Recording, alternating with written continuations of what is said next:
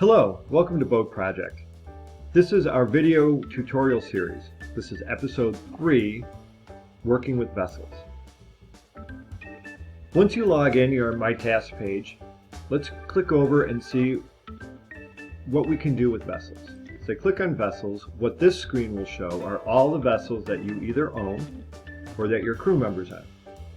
Now if you have the bronze version, you can only have one vessel and you can't have any crew members. But if you're silver or better, you can have multiple, up to 5 or more depending on the level you're at, vessels, and you can add crew members.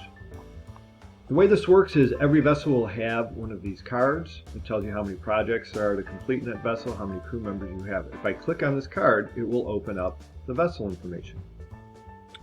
Over on the left here is a side menu. Crew, general, engine, sail, rigging, safety, documentation. This section here is all basic places to save information about your vessel. This section here, project notes and library, is a quick way to look at all project, all notes, and all documents that are associated to this vessel. This differs from the My Tasks and the My Projects in that the My Tasks and My Projects only show you projects and tasks assigned to you. Whereas from the vessel page, you can see any projects, notes, and documents assigned to the vessel, even if they're not assigned to you. So if you were to go into the projects for this vessel, Sloop John B, notice there's my project, it's assigned to me. I can actually assign this to someone else if I had crew. I currently don't have crew, so I can't. It just shows unassigned or myself. So that's the big difference. But where this is also very important is that if you have multiple vessels and your crews or your crew on someone's vessel, you can go into that vessel and see all the projects, notes, and documents in the library associated with that vessel, again, even if it's not assigned to you. So if you want to look at other projects or get more information on that vessel, that would be a way to do it. So part 1, let's look at adding crew. So currently I am shown as the owner of the Sloop John B, and I want to add crew to my vessel. Here's the big plus, as you've become familiar with. When I'm listed here on any of these items, when you hit the big plus, it's going to add whatever is selected. So when I click the plus here, it's going to add crew. What it's asking for now is that crew member user ID that we talked about in some other videos. You get that when you click on your account menu option. You'll see a big long crew number that you can copy and then email to the owner of the vessel that you're going to become crew on. So I got a crew member ID from the person that I want to add, Captain Kate. So I add that, I click Save, and now Captain Kate is showing up as crew member. What that means is now I can assign projects and tasks to Captain Kate, and Captain Kate, when she goes under vessels, will now see Sloop John B in addition to her vessel. So on this page, on her screen, she'll see her vessel with the crown, because that's who she owns, and then she'll see Sloop John B, my vessel, because she's a crew member, with no crown, showing that she's crew and doesn't actually own that vessel. So that's how you add crew. Let's look at some of these other options. These options are basically just fields so that you can update what kind of boat you have. Models, year built, purchased. The things that I always have to remember are my beam and draft. I usually remember the length and usually the draft because I'm always afraid of grounding out, of course. But then I don't always remember my air draft and other items here. So what my fuel capacity is, etc. So this is a great place to put in all this information so that you can refer back to it. And it's grouped into different categories. We have our engine, so you can put our engine make in there and our model, etc. I don't need to show you how to fill in fields, but it does provide fields for information that you'll likely need at one point or another. What's your oil filter model, your fuel filter type, and those types of things, so that when you look that up, you can plug it in here, and next time you need to know, it's just a quick bounce in here. Impeller make and model, don't forget to change your impeller. There's a project out there for that if you want to copy that template. Under sale, this is primarily obviously for sailors. If you want to know your sale area and your manufacturer, when you actually purchased it, so you know how old your sails are, etc. It just basically covers the main types of sails and the information there. You don't have to, again, all this is optional. Same with rigging, to help you remember your main sheets and halyard sizes. Most of the time, I don't fill these in until I need to. Like I needed to replace my halyard, I had to figure out what my halyard size was, and so once I figured that out, then I would put it in here.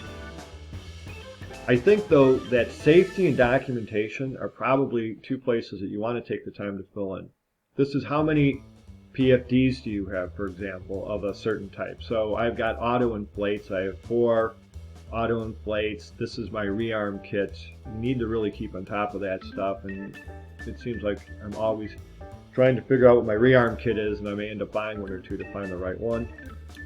Fire extinguishers.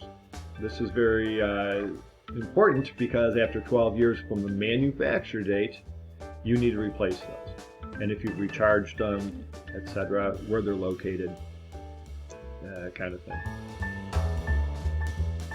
Other important items, flares. What types of flares you have, when do they expire? That's also very important. Because if you are boarded by the Coast Guard or you do a safety check and they're expired, you will fail the safety check. You may get a warning or a fine.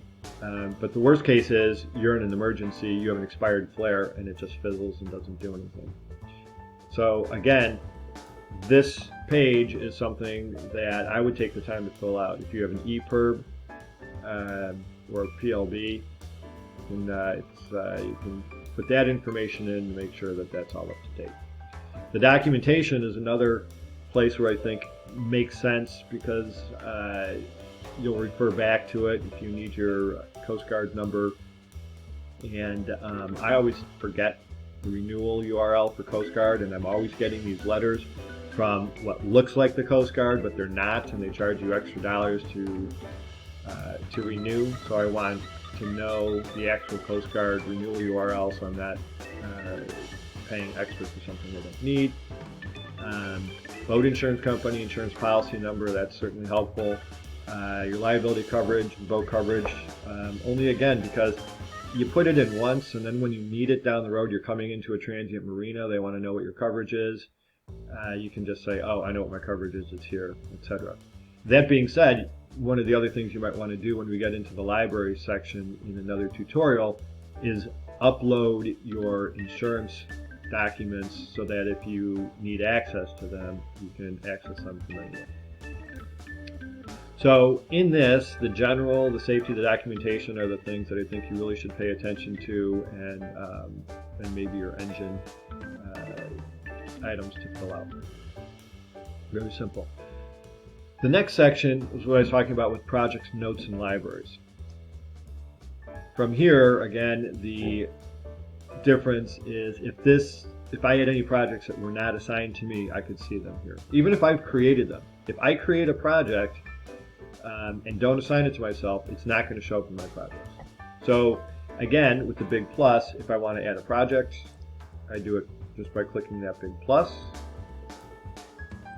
and it will automatically, and it's part of that boat.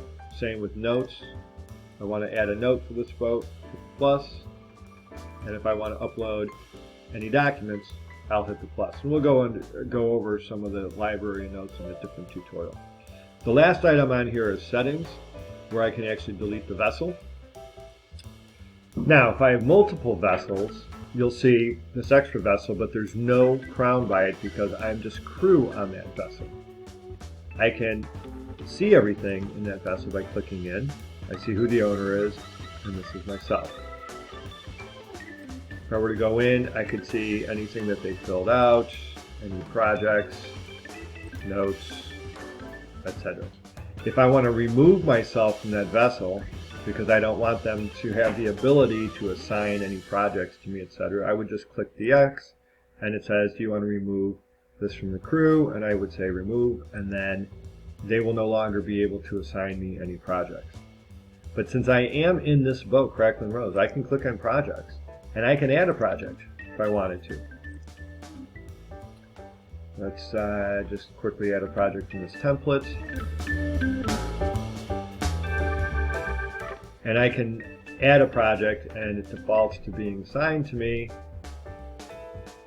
but I can also then assign it to Captain Kate, should I wish. Now, if it's assigned to me, this will actually show up on my projects as one of my projects, even though it's not my boat. And I can show you what that looks like real quick. I go up to my projects, notice it's showing up, and notice that it's showing that boat. If I go to my tasks, well, actually I don't have any tasks assigned to me yet. Let me go in and assign a couple so you can sort of see how this works.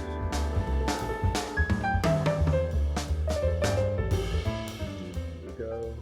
It takes a second, by the way, for the tasks to populate.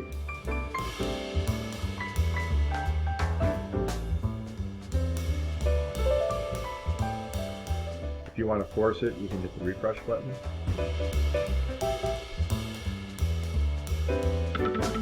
And notice now that task is part of this project and that vessel.